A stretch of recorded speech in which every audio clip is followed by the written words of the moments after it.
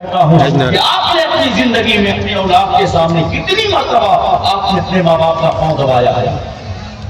आप कहोगे ना, जाने ना,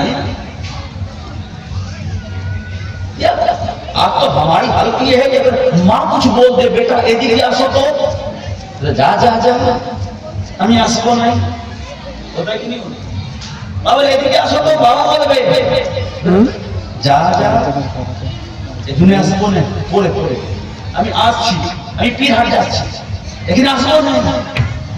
ये है बेटा की बोली। बोला कौन रहा? बाप बोला। उसने सीखा कहां से? किसी मदरसे से सीखा है, स्कूल से सीखा है। आप कहोगे इतने साल से मैंने स्कूल में डाला है, अब तक मेरा बच्चा सुधरा नहीं है। कहां से सुधरेगा? इतने साल से मेरे बेटे मेरी बेटियां मदरसे में पढ़ रही हैं, अब तक नहीं सुधर। कहां से? पहले अपने घर के माहौल को शरीयत मुस्तफा के मुताबिक ढालो, अपने घर के माहौल में बनाओ कि माँ बाप की इज्जत कैसे की जाती है, ताकि घर से जब आपका बच्चा बाहर निकले तो माँ बाप की इज्जत वो सीख करके जाएगी, तो मदरसे में पहुंच करके वो अपने उस्ताद का भी वादा हो जाएगा। जब स्कूल में पहुंचेगा तो अपने टीचर का वादा होगा। अपने घर से तैयार करो। आज लोग ये सोचते हैं कि स्कूल में भाग होगा, नहीं होगा स्कूल में भाग, मदरसे में भाग होगा, नहीं होगा मदरसे में भाग होगा। और मदरसे में डालते भी है तो अगर किसी को मनुष्य को 5 बेटा है ना, तो सबसे पहले देखेगा कौन बेटा मेरी बात नहीं मानता है, उसी को मदरसे में डालना। यही होता है। कौन सा बेटा सबसे ज्यादा बदमाश है, सबसे में डालना। कोई ठीक करे कि नहीं करे, तुम्हारी साथ ठीक करे। जहां एक डंडा मारा तो पूरा ये नौदा वाला के नो मारबे। सत्य কথা कि नहीं के नो मारबे। तुम्हारा बेटा तुम्हारी बात इसलिए नहीं मानता है कि तुमने उसे बचपन में उसकी गलतियों पर उसको सजा नहीं दिया। अगर सजा दे तो आज तुम्हारा बेटा तुम्हारे हुक्म को पसे पुस्त नहीं डालता, तुम जो कहते हैं वो करना शुरू कर देता है। तो मदरसे में तरबियत ऐसी दी जाती है ताकि उस्ताद जो हुक्म दे वो बच्चा करता हुआ नजर आए, जिससे मना करते बच्चा उसे रोक। आज तो मारे से कुछ नहीं, मैं भी कहता हूं कि मारने से कुछ नहीं, लेकिन कुछ गलतियां ऐसी हैं जिसको नजरअंदाज किया जाता है, कुछ गलतियां ऐसी हैं कि जिस पर डांटा जाता है, कुछ गलतियां ऐसी होती हैं जिस पर मारा भी जाता है। 2-4 छड़ी जरूरी है उसके लिए। अगर उस वक्त आप उसे नहीं मारोगे तो वो हद से ज्यादा आगे बढ़ा जाएगा। देखते नहीं हो, आज कोई सुई चोरी करेगा, कल सुआ चोरी करेगा। सुआ जानते हो, सुई छोटा छोटा होता है और सुआ बड़ो बड़ो होता है, जानते ना। एक तो से केंद्रा सीते हैं तो दूसरे से चक्की सीते हैं बड़ा बड़ा। एक पिंडाल वाले के पास सुआ है, सुआ बड़ो बड़ो सुआ, और जो घर में बिस्तर उस्तर सीते वो सुई होता है। तो आज सुई चोरी करेगा, कल होके सुआ चोरी करेगा, और जब और 2-4 दिन पूरे होगा तो हसुआ चोरी करेगा।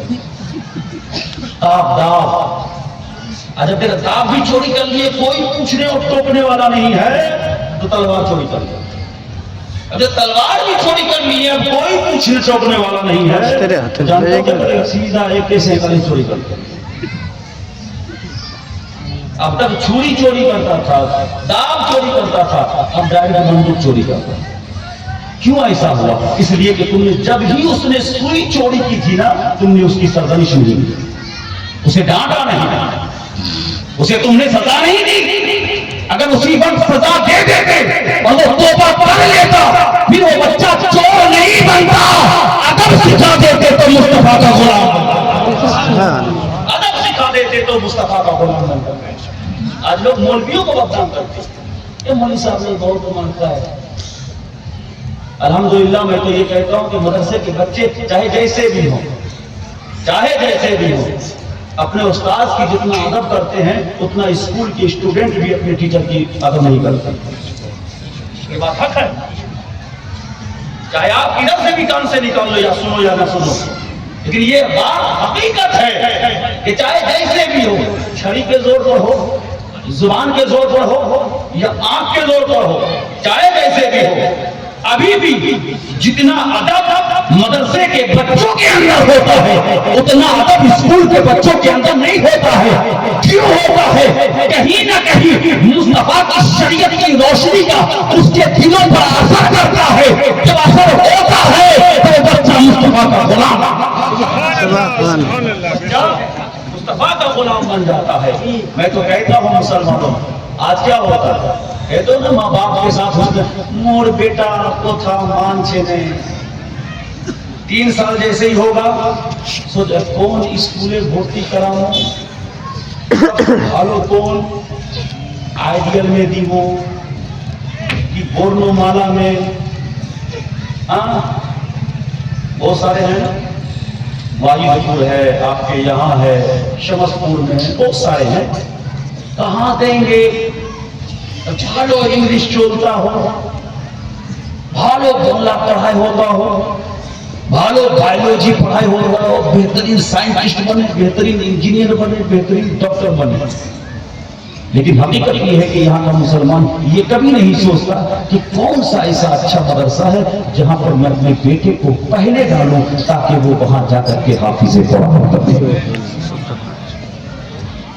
सोच बदलो, सोच।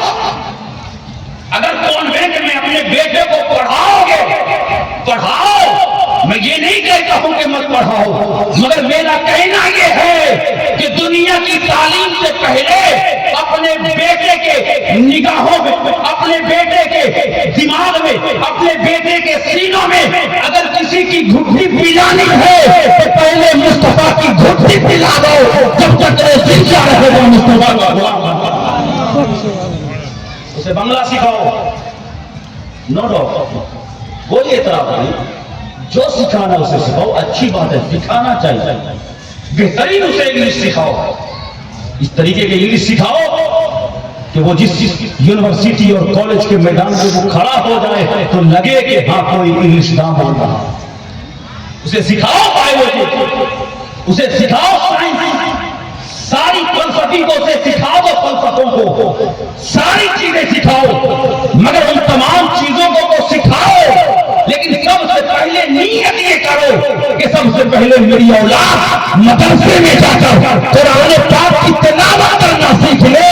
इसलिए कि जो बच्चा पहले कुरान की घुट्टी को पी लेगा उसके दिल में अल्लाह के कलाम की रोशनी पैदा होगी। आज ये कोई नहीं सोचता। अरे वही डॉक्टर जब डॉक्टर बन जाएगा ना, और बाप तो फकीरा है, बाप की इज्जत बढ़ जाएगी उसके नजर में, वो देखने तक तो नहीं आएगा मेरा बाप किस हाल में है। अगर बीमार पड़ जाए तो पूछने तक तो नहीं आएगा। हाँ ऐसे हैं, 1-2 बेटे ऐसे भी हैं, लेकिन अब जहां पर 98-97% ऐसे हों जहां पर शरीयत को फॉलो ना करते हो, सिर्फ 2-3% हो जो अपने माँ बाप की खिदमत करते हो, तो उन 2-3% को गिना नहीं जाता। ये यही होता है मुआशरे, वो 2-3% वो छुप जाया करते हैं।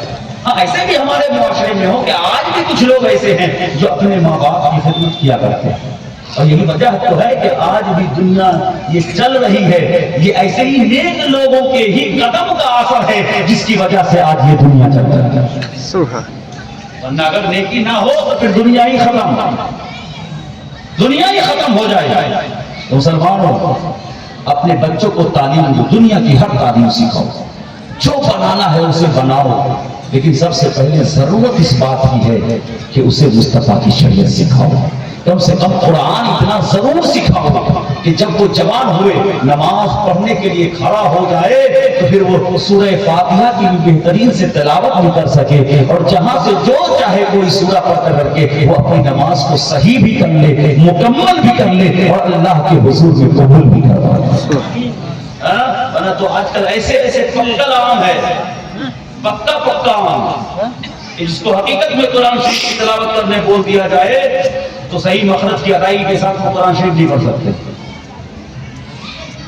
उनको तो डर ये लगा रहता कि ये पक्का आम कब टपक जाए।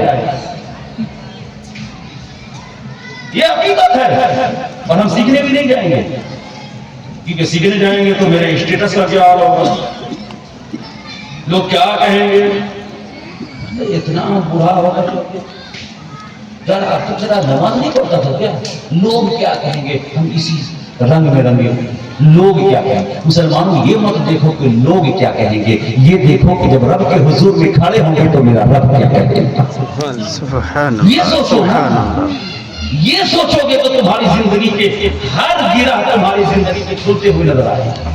ये मत सोचो कि लोग क्या कहेंगे, ये सोचो कि रब क्या कहेगा, ये सोचो कि मुस्तफा क्या कहेंगे।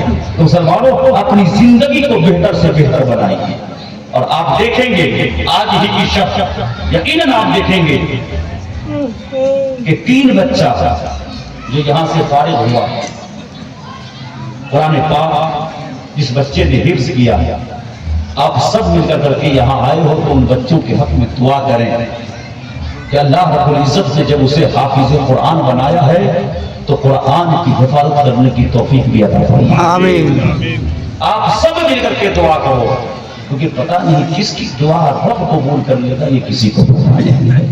हो सकता है कि आप में से किसी की दुआ रब कबूल कर ले तो आपके सदके में हम सब की दुआओं को रब कबूल कर ले, है ना।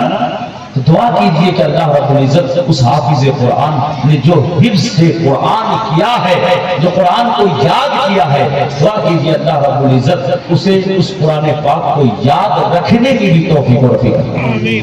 क्योंकि मैं कहता हूं हाफिज कहलाना बहुत आसान है, हाफिज कहलाना, हाफिज साहब, हाफिज साहब, हाफिज साहब कहलाना तो बहुत आसान है, कहलाना बहुत आसान है, लेकिन हकीकत में हाफिज साहब होना ये बहुत मुश्किल है। कहलाना बहुत आसान है और आज अवाम भी इतनी भोली भाली है ना कि आज कहीं बाहर से 2 साल किसी मदरसे में कोई आदमी पढ़ करके आ गया, कहीं से दस्तार ले लिया, ओ मोर ग्रामे ওদিকে পড়েছিল নাকি, ও দস্তার পায়ে লিছে, হ্যাঁ পায়ে লিছে, ও হাফিজ সাহেব নাকি, হ্যাঁ হাফিজ সাহেব। अब पूरा ग्रामीण मानुष हाफिज साहब देखते हो बे हाफिज साहब के वो पूरा